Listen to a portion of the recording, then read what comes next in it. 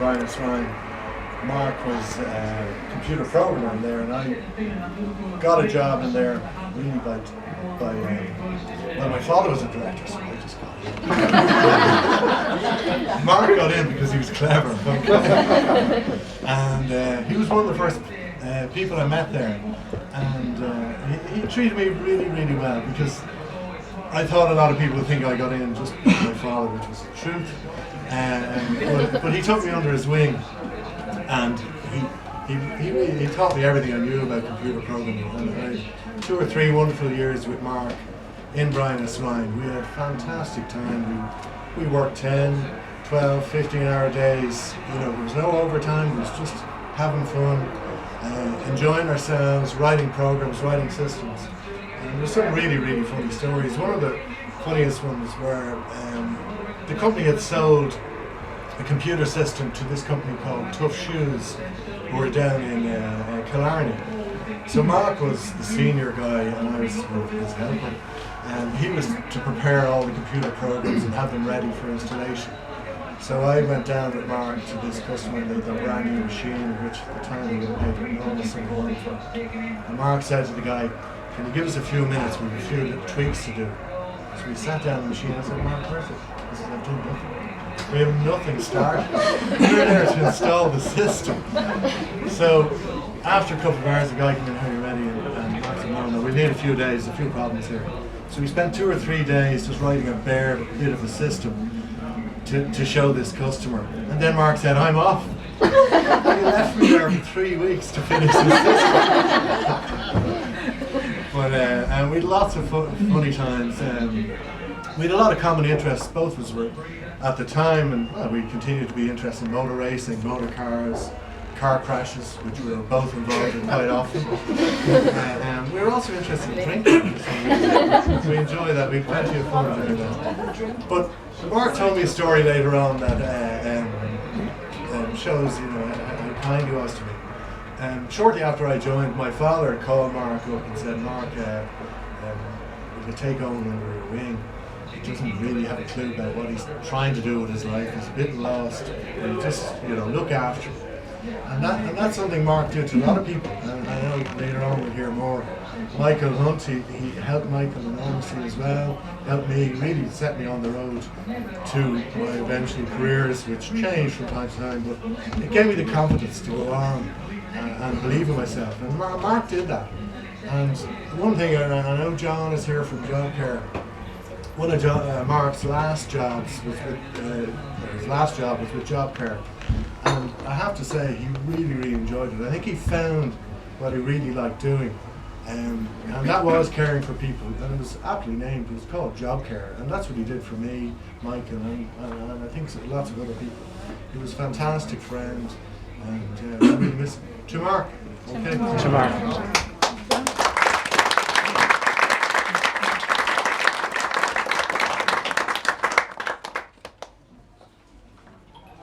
Michael, do you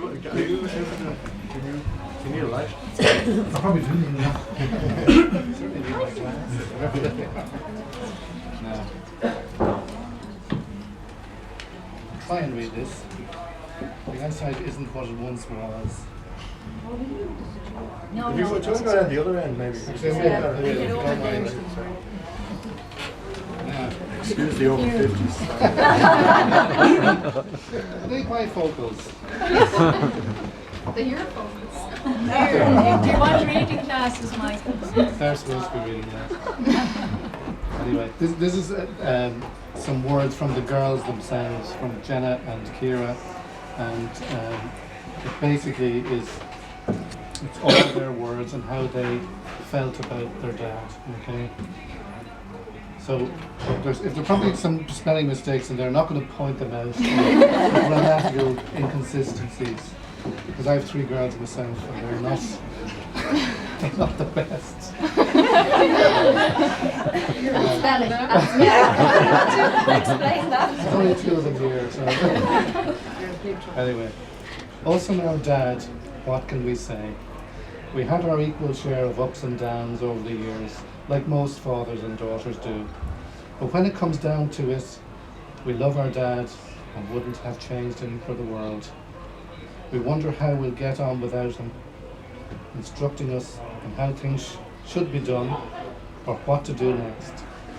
And Dad, being Dad, managed to do that with Jenna, even though she's on the other side of the world. But that was Dad. Where there's a will, there's a way. Now, Dad certainly knew what to do that would drive us around the twist. But at the end of the day, I think we'll all miss his habits, like when he began the battle over the radio stations in the car and his determination to listen to RTE1. Or when he fell asleep on the couch, and when we'd go to change the channel, he'd pipe up, "I'm watching this." Or any time he was rejigging the sound system his way of testing it, was putting Top Gun on full blast. In the end, though, we all knew at heart, Mamma Mia was his favourite.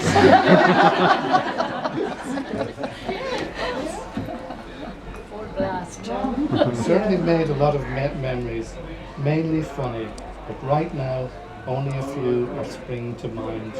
Like the time Cooper's was on Dad's phone and managed to drop it down the back of the seat in O'Shea's. Yes! We were all trying to get it without Dad noticing, but we all struggled to hold in the laughter. I think Morgan struggled the most of all of us, or the time that Dad decided to polish the attic stairs with Mr. Sheen. And then Dad, being the clever clogs that he was, decided to come down in socks. And as Jenna says, he started in socks and ended up on his arse. I'm laughing first because I'm reading before. Or the time a 4-year-old Jenna came inside and told Mom that Dad is pissing at the cat.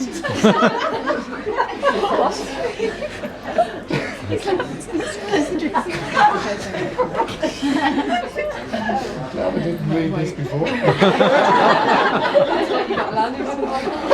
Oh, God. After much deliberation, Mom discovered that Dad wasn't pissing at the cat, but saying, "Push me."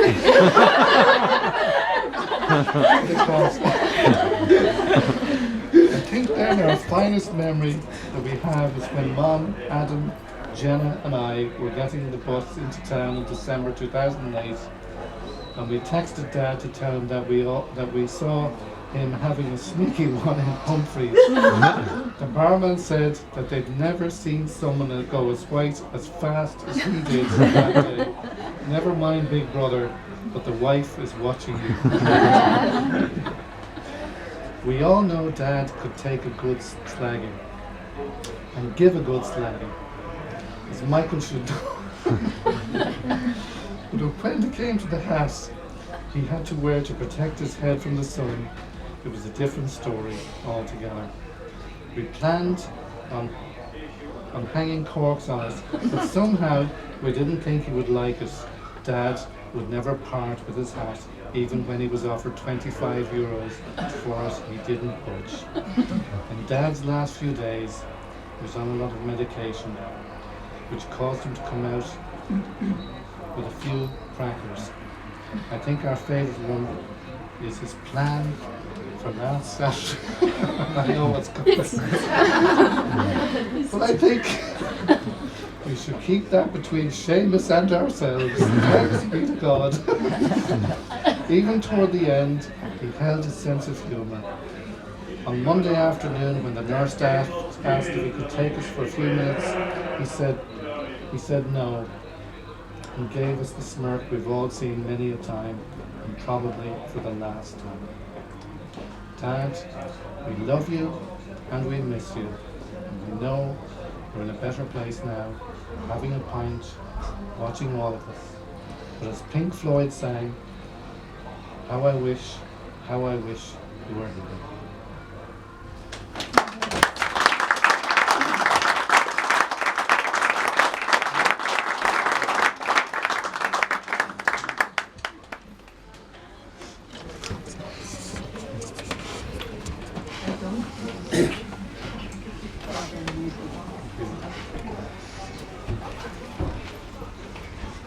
Hi, my name is Jonny. I'm from JobCare and I work very closely with Mark as well as Derek and Paul who are here as well.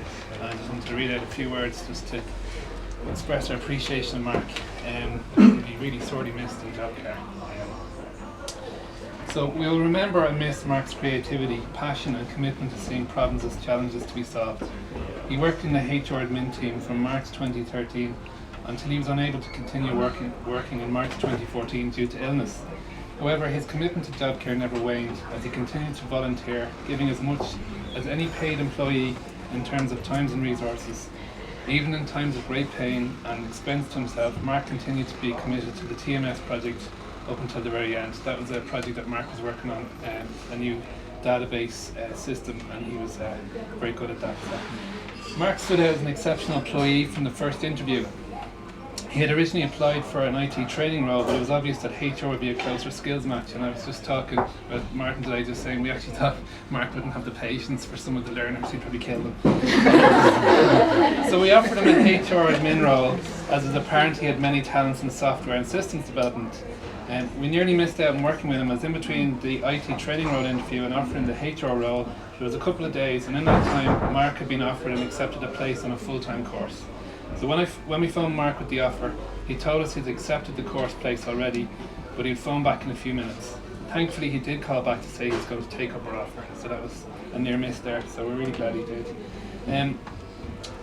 We knew that Mark had development skills, however no one realised just how good a fit Mark's skills and our needs were going to be. JobCare just made a significant purchase of a biometric time and attendance system that used the SQL platform. It turned out that Mark was a black belt in SQL, and over the next 18 months he not only surprised us with his knowledge and ability to customise the system, but also the engineers of Advanced Systems, the company that sold us, and they actually sent us an email to say condolences on Mark's passing as well, because they knew the impact that he had. Without going into too much technical details, fair to say that Mark enabled us to code and customise the software beyond what we had hoped for. JobCare is a quirky place, and some fairly quirky rules to keep the show on the road. These have evolved over the years, and although they work very well in practice, on paper they're very hard to explain and capture. What made Mark exceptional was his analytical mind and practical life experience, along with the technical skills that all came together with his very focused attitude. It's actually a rare combination of skills. There's many techie skilled people, and I don't want to offend any techie skilled people here today, but many techie skilled people lack cop on, and Mark had plenty of that, so he made him a fun person to work with.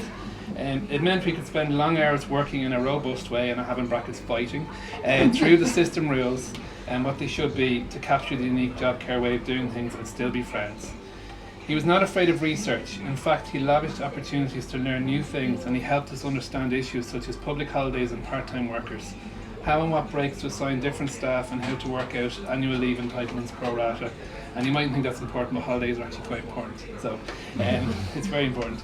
All these things have had a very positive effect on the working environment at JobCare, and will be Mark's legacy, as he used to say, and we'll be very grateful for. He used to put a lot of thought into the projects and issues he was trying to solve, often excitedly texting in the evening to let us know he had cracked something, and he would fill us in on it in the morning. So that was quite a regular thing. Mark would be so excited he'd just text and say, I've got it, I know how to do it. A common start to the day with Mark was seeing his beaming face as he entered the HR room. Grinning from ear to ear as he would announce, I know how to calculate the holidays, or I found a workaround so we don't have to enter all the dates one by one. He even got his daughter Kira involved, as she did a work experience placing with us. And she's been then a fairly frequent visitor to JobCare, and you're still always welcome to come back, Kira. It's been great to see you. When his other daughter Jenna, Adam and their son Cooper came over from New Zealand last Christmas, Mark brought them into JobCare to meet us all, and on more than one occasion Adrian came into work as well, so we really got to know Mark's family, and you're always welcome to JobCare. We were excited as a department, as an organisation, with the progress that Mark was making on the new system at the start of the summer of 2013. We could not have guessed the bad news that he was to get only a few short weeks later. Mark had a cough since he started in JobCare, and a series of tests and x-rays were ordered. The test results were meant to come back in a few weeks, but a phone call came through to Mark that would change everything.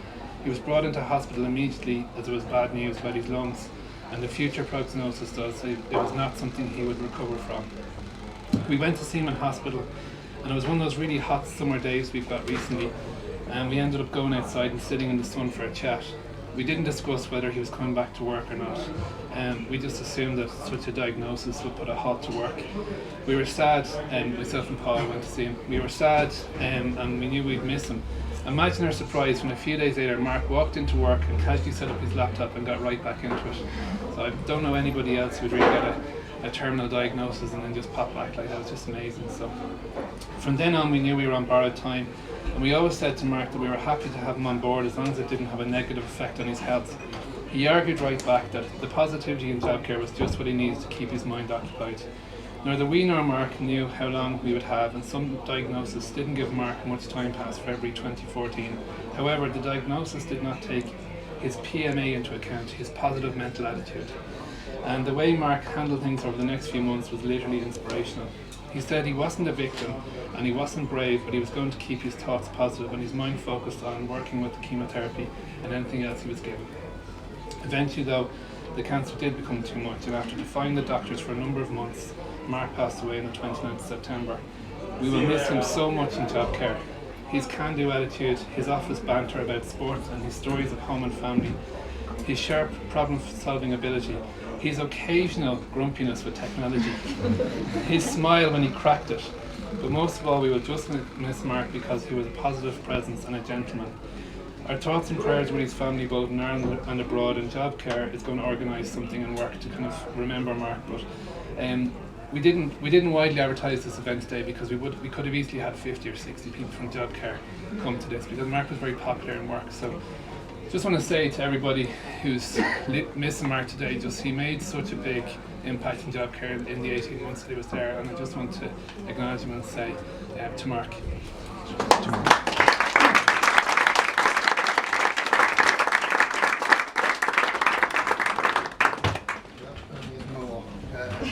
Hi, I'm Martin Caskery, and I have the pleasure of knowing Mark Garvey for 25 odd years. It was a dark winter's evening back in the late 80s, and most of the rest of us in the building were getting ready to go home when in walked our sales manager, Ron, from a company called PSS that Mark used to work with, whom we bought a computer system from. You've already discovered what kind of computer system we may have bought. Normally at that time of evening I'll be getting the machines ready for their overnight tasks, and most of them were due to start at 6 o'clock. I brought over our systems manager from Dublin, announced Ron, to see if he can help with some of the problems he'd been complaining about. Before he'd finished introducing us, this bearded fellow leant across the desk and had begun disconnecting one of our most important machines. "You can't do that," I shouted across. "We're about to start in half an hour." The bearded head turned, grinned. "Oh yes, I can." Yep, I'd met Mark Garvey. True to form, sleeves rolled up, he took our computer apart, adjusted a couple of components inside, had it all back together and working again in the space of 20 minutes. I was bloody mortified, but relieved. And so we started talking, and once happy that things were working, we left the office and adjourned, to the pub across the road. Perhaps that was my first mistake. We quickly built up a rapport, and over the months ahead we met professionally numerous times.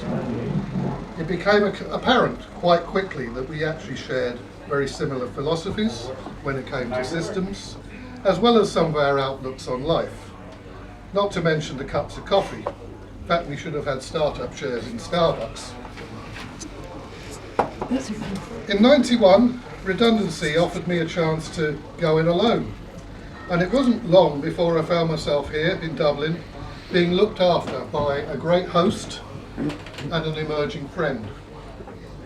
We were both, it seems, only sons, and we were both lovers of air guitars.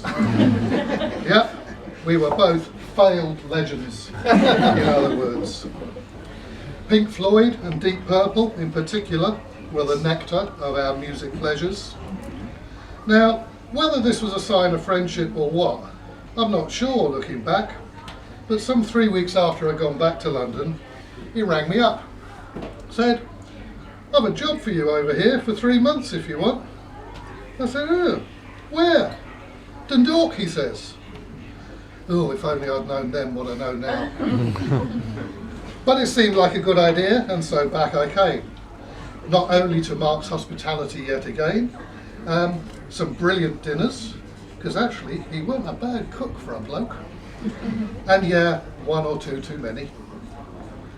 I actually spent some 5 odd months in Dundalk living in a hotel, and Mark often came up to spend a few late afternoon, early evening hours. That was long before the M1, that was. He seemed to like driving around in his white BMW. Of course, in the meantime, my eyes soon landed on an Irish lass. Can't blame him for that, I guess. But boy, has he got a lot to answer for. He got himself appointed as our best man, named the wedding the Flying Wedding, following a bumpy landing by a pilot called Graham, and for years after that, it seems all pilots were known as Graham in Garvey speak. As life settled down, we moved to Dublin, continued working together more so, and socialised regularly. As we all know, putting the world to rights was a favoured pastime, although I guess his solution was often the preferred. Yeah, I know. He could be thick all right, in his cheeky, cheerful way. And he could be devious too. I refer to my 40th. I knew nothing of the surprise party being planned for me, and happily accepted his invitation for an afternoon at his local gym for what I recall a swim and a sauna. Now I should have been suspicious, for I've no recollection of him as a sporty Mo Farah whoever, but it was over my head. And then we leave. It was somewhere actually up the road here, and instead of heading back towards Swords where I lived, we go off to Dunleary to look for a birthday present for Adrian, as if I were expert in these things, although we do share the same birthday month, so perhaps I wasn't so suspicious. He trailed me around half a dozen shops, and then randomly decides on this rain jacket, or it might have been a raincoat, and back up the road we eventually go. Yeah, time waster of the first degree, I tell you. Anyway, we headed up back to Swords, and we take another diversion up via the Old Boot Inn, a pub at the back of the airport that we'd become a favourite of ours over the years. Eventually returning to the house, bang on time at 8:30, I'm greeted by a sea of unexpected faces who had travelled far and wide for the event. I guess I quickly forgave him for that one, but only after calling him all the names under the sun, including scumbag, which seemed to be one of his favourite expressions. And so, it was 3 years later, came the revelation, he was going to be a dad again, and he wanted me to be a godparent. Me? A godfather? I wouldn't have a notion, says I. I've not got a godfatherly bone in my body, I told him. You're mad in the head. Yeah, well again, yada yada yada, he won the war. Over time, circumstance and geography took us in different directions, and our socialising became somewhat less regular, less frequent, but we never lost touch. There could even be lapses of 3 or even 6 months where we might not see each other, but when we did connect, it might as well have just been a week ago since we last met. That was Mark, an undoubted bond of friendship that's so very rare. His heart was always in the right place, whatever about his head, and it was uncomfortably numbing to learn of the journey that lay ahead last year. His only smoke had been of the deep purple, smoke on the water kind, unlike mine for so many, many years. But he was a fighter, as we've heard, and he fought. As he said, he lived with and not suffered from. His positivity abounded. He was a rebel with a cause.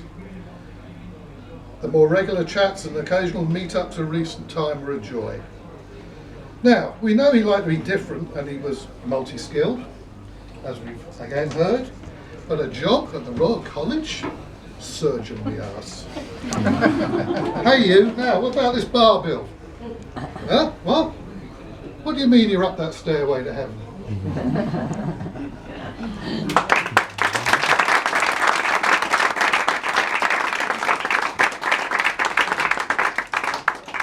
This is sacrilege. It's not a pint glass. Cheers, buddy. I think that's it. Just one final word just before we finish talking about Mark out loud. I know something that hasn't been probably said. Mark and Adrian were very, very close, and they had a wonderful long marriage, and they were beside each other all the time. They were with each other, and he truly loved David and his two girls. You know, he never stopped talking about his family. Okay, then. Thank you.